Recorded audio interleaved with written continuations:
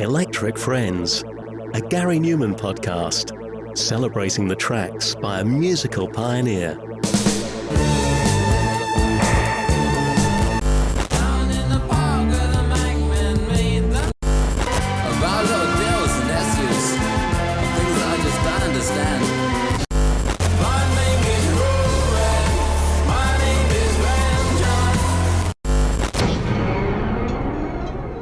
It's quite the challenge to do a whole podcast about a song that's only 30 seconds long, but I'll give it a good go. So for this episode of Electric Friends, we're heading back to 1978 and the first time that Gary Numan dabbled with TV advertising and a certain jeans commercial.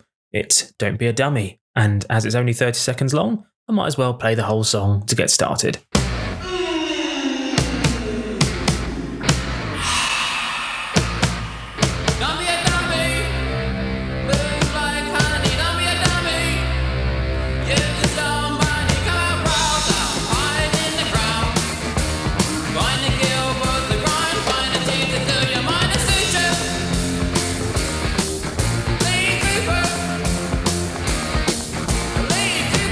And that's it, but what a great song considering it's essentially a jingle for a jeans company. So in 1979, Beggar's Banquet was approached by Lee Cooper to have Gary Numan voice the music for a TV advert for their jeans, after someone from an ad agency had heard the Tubeway Army album. So this was in the early days of Tubeway Army and before they exploded with Our Friends Electric. And Gary explained in detail about how he got involved in the song and why it was never released in full. So in Praying to the Aliens, he wrote, "Shortly before Our Friends Electric was released as the second single from Replicas, I sang on a Lee Cooper jeans TV advert. Somebody was playing the first album in my publisher's office and a man named Ronnie Bond, who was putting together the music for the advert, heard my voice and decided it suited his ad." Memories lost in faded films of my life. He rang up Beggars and asked if I would sing on it. It was his music and lyrics, I believe, although I don't know that for sure. I was paid £40 to sing it, then the lyrics were changed, so I received another £40 to do it again. To get £80 for a few hours work seemed like big money, and I thought I'd arrived. I was professional, I was actually being hired as a singer. I later realised that I'd been turned over slightly, because I wasn't paid any kind of repeat fee, and £80 was far too low for a buyout. I didn't know that at the time, and I was very happy with things. In the late 70s, a number of adverts had spawned hit singles, and so I asked if the music from this ad was going to be released. His answer was dismissive and arrogant, and I was made to feel really small in a studio filled with strangers. The advert went on to become highly popular, and when I became successful soon afterwards, they got in touch with me to ask if I would sing on the track, as it was now being turned into a single called Don't Be a Dummy after all. I even got a message from the managing director of WEA. Beggars had since signed a licensing deal with them at the start of '79, which said he'd consider it a personal favour if I were to sing the track. I said no, that man had made me feel too interested at all when I'd asked about it being a single, and I wanted nothing to do with him or it. Now, I read somewhere that Beggars apparently even thought about recording a full version and including it on the Replicas album, but as he said himself, Gary was very particular about his music and songwriting, and it wouldn't exactly fit in on the album about sex robots alongside songs like Down in the Park. And in the issue of Billboard magazine dated October 6, 1979, it said, "Gary Numan demands full control over every aspect of his career. Beggar's Banquet tried to have him release as a single his performance of a television jingle for Lee Cooper jeans. Numan refused, arguing it would jeopardise all he wanted to do." Now, I've seen conflicting reports of when the advert was actually aired. I wasn't around at the time, but according to Numan Me, it was aired in late 1979, or at least re-aired in late 1979, though some reports say it was 1978 that it first aired. Now, the advert in question, very much of its time at the peak of punk and the emergence of new wave, perfectly symbolised the era and was something of a precursor to the extravagance of the 80s. And as the song plays, a couple of youths with slick hair dressed in Lee Cooper jeans arrive in some kind of alleyway full of mannequins or dummies with peroxide hair, who then come to life with bright green eyes at the arrival of these cool kids. And as they dance, the dummies are awakened, assumedly by the sheer awesomeness of the jeans.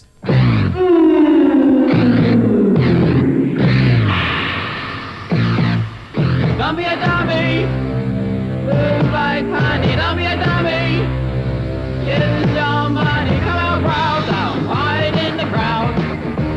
Find the gill for the grind, find the Jesus till your mind is suture. Lee Cooper. Now, because of Gary's unique vocal style back then, I didn't really know what he was singing for years, and I just kind of made up words. But in case you didn't know, the lyrics are apparently: don't be a dummy, move like honey, don't be a dummy, use your money, come out proud, don't hide in the crowd, find the gear of love to grind, find the gear to suit you, mine will suit you. Lee Cooper. The song was written by Ronnie Bond, a drummer who co-founded the Trogs and had a short solo career himself, and he died in 1992. Lee Cooper, if you didn't know, is a British clothing company established in 1908 by Morris Cooper and his friend Louis Maister.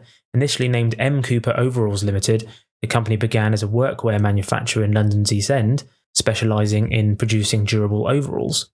During World War I, Lee Cooper supplied uniforms to the British Army, and the company expanded rapidly during this period, gaining a reputation for its high-quality garments.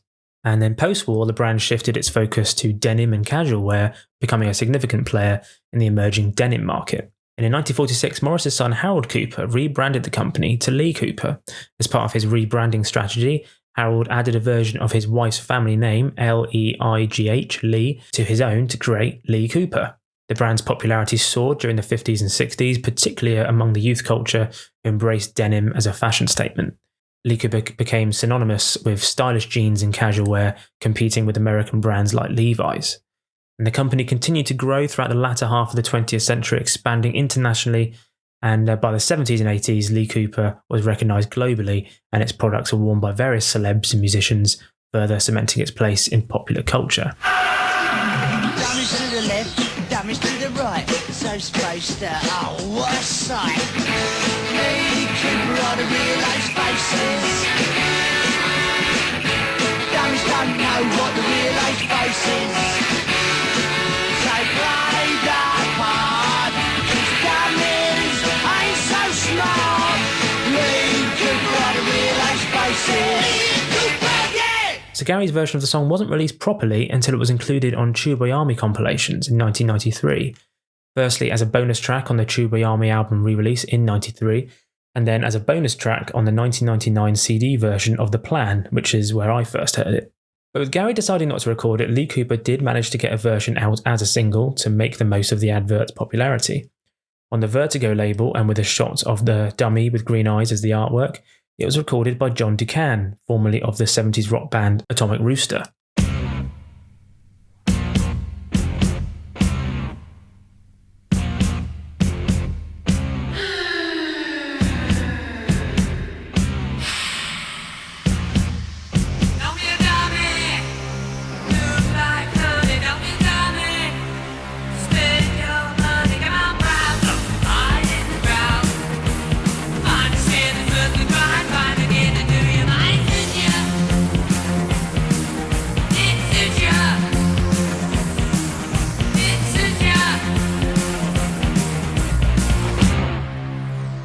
John Du Cann first gained prominence as a member of the psychedelic rock band The Attack, but most remembered for his role in Atomic Rooster, which he joined in 1970.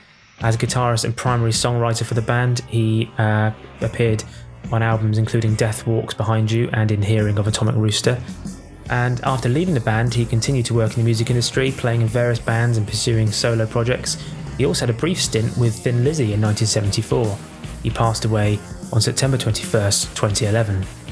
And John's version is somewhat similar, with him adopting a vocal style similar-ish to how Gary sang it, and with a few more lyrics and obviously longer, and I really like it. Obviously might not like it as much as the Gary short version, but still like it all the same, and it was a minor hit, reaching number 33 in the UK. But you do wonder what might have happened had Gary decided to just say, sod it, might as well. It could have given him another big hit. But this wasn't the only time he was involved in TV advertising, of course. This was something I had no idea happened until making this episode. Just one of the main reasons I love making this podcast is that I keep finding new stuff out about Numan, and in this case, a new song. So in 1982, 7up got in touch with a UK agency to find a 30-second song made by someone who was cool at the time to advertise their drink. The agency apparently contacted Gary and offered a £10,000 deal, and he recorded 3 pieces of music with lyrics supplied by the company. Now, according to an article in Far Out magazine, executives at 7up were angry with Gary when he didn't show up to present his songs in person, and they swore that they wouldn't work with him again. But the reason for his absence, however, was that he'd been in a plane crash the very same day. I think we talked about it in a past episode, but Numan had been flying back to Southampton from a meeting in Cannes when his Cessna crashed and landed in Hampshire after running out of fuel.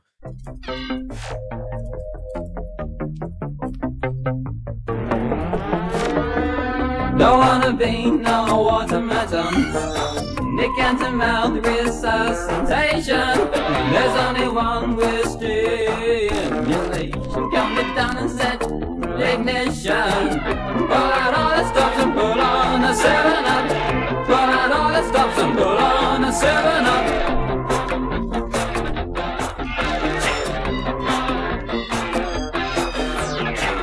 Turn you off, automatic.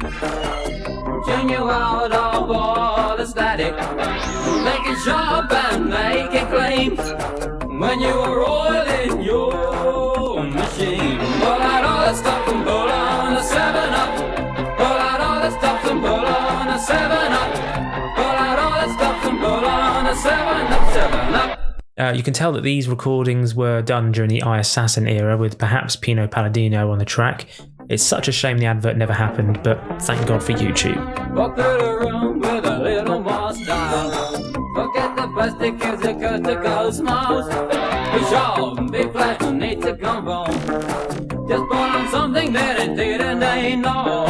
7-Up, 7-Up, cause like a knife. 7-Up, 7-Up, 7-Up, cause like a knife. 7-Up.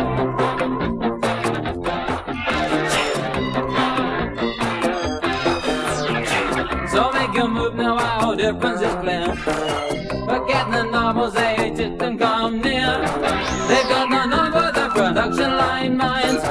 You want an answer, write it up and you'll find. 7-Up, 7-Up, goes like a knife. 7-Up, 7-Up, 7-Up, goes like a knife. 7-Up, 7-Up, 7-Up, goes like a knife. 7-Up.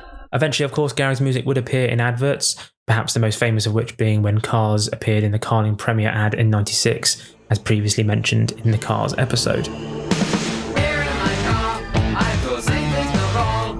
I can lock all my doors. It's the only way to live in cars. Out, my people. Here in my car, I can love your receipt. I can listen to you. It keeps me stable for days in cars. Carling Premier. In a world that's losing its head, a lager that doesn't. So, looking at your comments about Don't Be a Dummy, Epidemic27 said it was amazing and zero cred lost for doing it because it wasn't toned down in any way. It really stood out as different and edgy and still works now. Jacques S said, I loved it, loved the sound of Gary's voice on the track. It was before I'd heard Our Friends Electric. Disappointing when it was released as a single without Gary Numan. Leona Fitzgerald said, I used to have my tape recorder ready to try and record it. It led me to my lifelong love of Gary Numan. Liquid Engineer said, 8 years old, mesmerised by the glowing eyes and that voice. It was punk, which at that age I was a bit afraid of, and sci-fi, which I loved. I hadn't heard of cyberpunk at that point, but I was in. Richard Easton said it was the first time I heard Numan and his voice was immediately captivating. It was amazing. I was disappointed with the single by John Du Cann. Then Our Friends Electric was on top of the pops and everything was fine. Mark said that it used to be his ringtone. Brilliant choice. Paul Pablo Hind said, great ad and song, made me go out and buy a pair of Lee Coopers.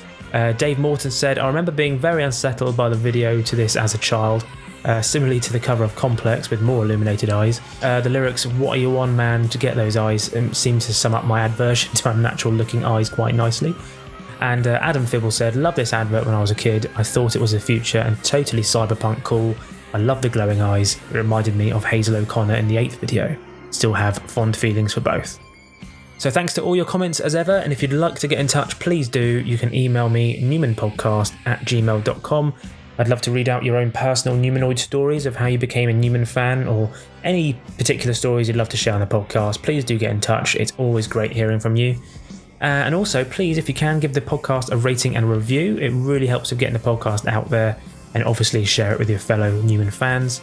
I'm also now uploading the podcast to YouTube if you prefer listening on there. I've nearly uploaded all the old episodes, and you can also watch video versions of my interviews, including John Webb, Chris Payne, Teresa Bazar, and Bill Sharp.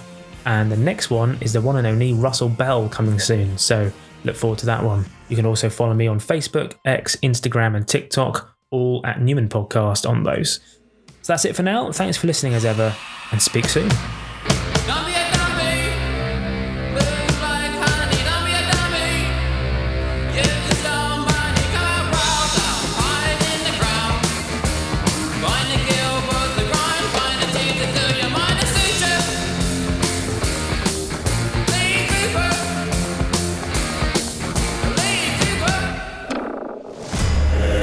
Electric Friends, a Gary Numan podcast celebrating the tracks by a musical pioneer.